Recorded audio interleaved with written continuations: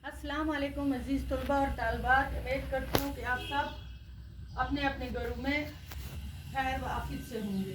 Offline session में आपका फिर से खैर मकबूल। अज़ीज़ बच्चों, आज हमने इसके कुछ सवालात किए हैं जो हमने पिछले सबको में पढ़ा। न्यूटन का कारनामा वो हमने कंप्लीट किया, वो लेसन। उसके सवाल मैंने लिखे हैं इस पे नोटबुक पे।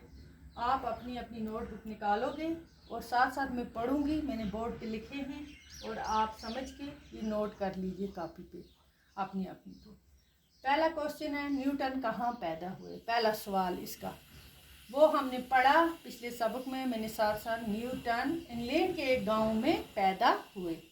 इंग्लैंड के एक गांव में, छोटे से गांव में पैदा हुए। उनकी पैदाश हुई है बाप के मरने के बाद। अब यहाँ मैंने शार्ट ही लिखा।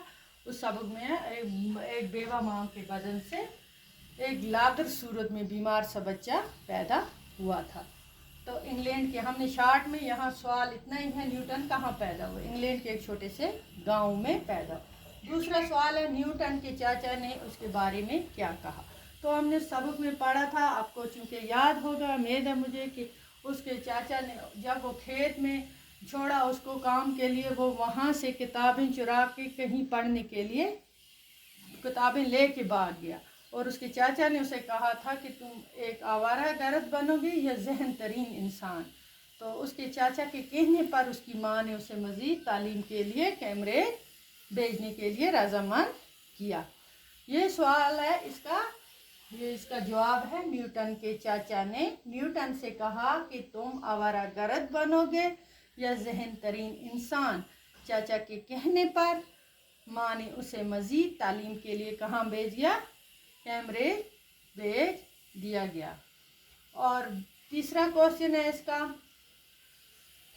27 साल की उम्र में न्यूटन क्या बन गया? जब 27 साल का हुआ तब न्यूटन रियाजी का मुकम्मल प्रोफेसर बन गया। रियाजी का मुकम्मल प्रोफेसर बन गया। चौथा क्वेश्चन है इसका, न्यूटन का तीसरा उसूल क्या था?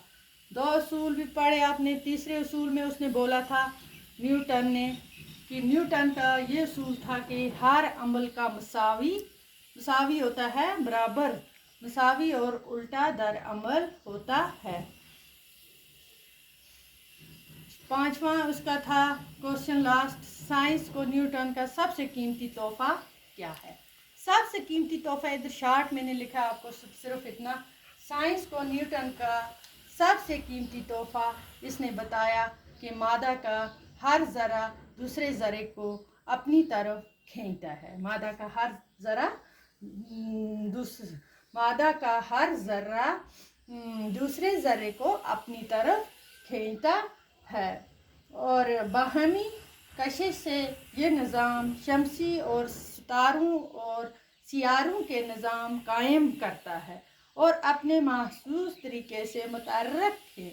इन उसूल की मदद से न्यूटन ने ज़मीन और सूरज के वज़न का शुमार किया। समुद्री ज्वार बटा को भी इसने चांद और सूरज की कशिश का नतीजा करार दिया गया। ये यहाँ शार्ट मैंने लिखा, नोट कर दो, इंशाल्लाह आगे भी पढ़ेंगे। खुदा हाफिज़।